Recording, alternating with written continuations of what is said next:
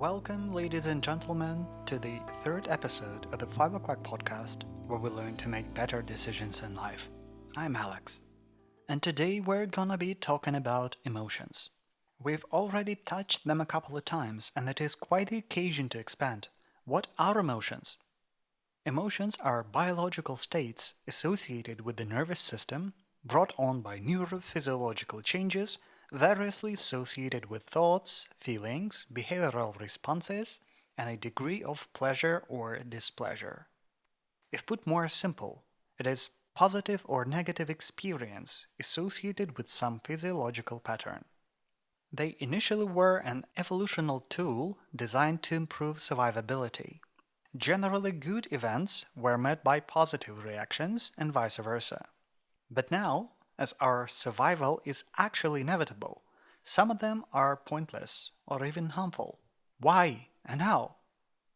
An event that triggers an emotion, real or imaginary, is either noticed by senses or produced by our reasoning brain, neocortex, and sends a signal to the amygdala, that is our impulsive center.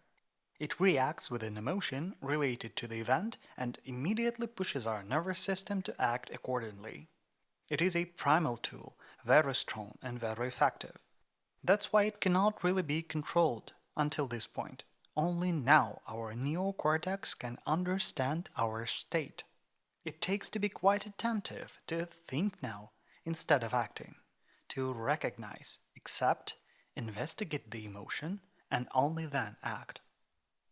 And it is a thing of great importance to not associate ourselves with the emotions, not stick with them. We are not angry, we are feeling anger, not deliberately and not ultimately. Once we recognize the emotion, once we accept the fact of feeling it, once we investigate and learn hows and whys of this emotion, we need to let go of it. And only then act. Well, ideally, of course. So it goes that we are not taught this way. And for the majority of us, emotions are all things but what they really are. We are taught that we should control them.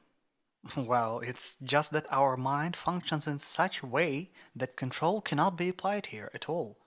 Imagine a compass. It just shows where the north is. We cannot change that.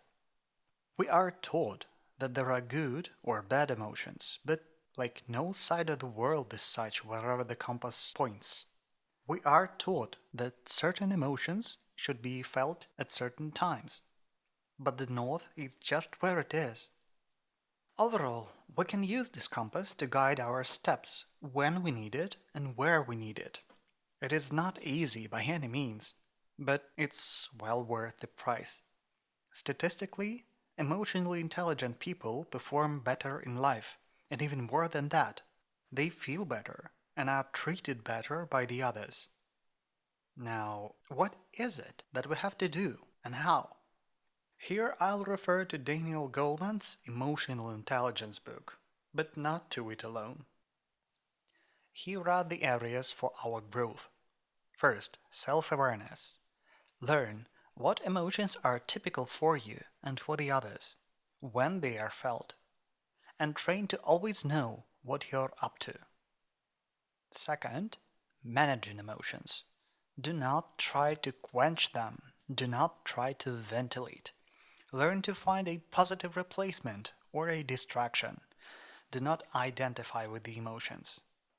Third, self-motivation. Find what your passion is. Get good at it. Learn the good sides of whatever you get to do. Fourth, empathy. Recognize emotions of other people and learn to let them know you are with them. Fifth, handling relationships. Define what you need, what you give, and what you get. Then apply your skills to give more and better, and you are sure to get more. Just don't try to apply this to everyone you meet. Make sure your people are yours indeed. Awareness and empathy will do the trick if you are good with them. But please remember, there is no direct way to control anyone else's thoughts and actions. ever. Yet, one absolutely can and must build control over oneself.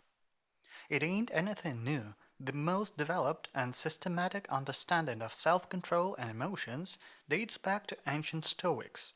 And that's what we shall have as our next topic, Stoicism. Thank you so much for bearing with me to the end. I'm sure you enjoyed listening and reflecting on this as I did. Episode number 4 will be about Stoicism. See you there. Stay awake and aware. Make better decisions.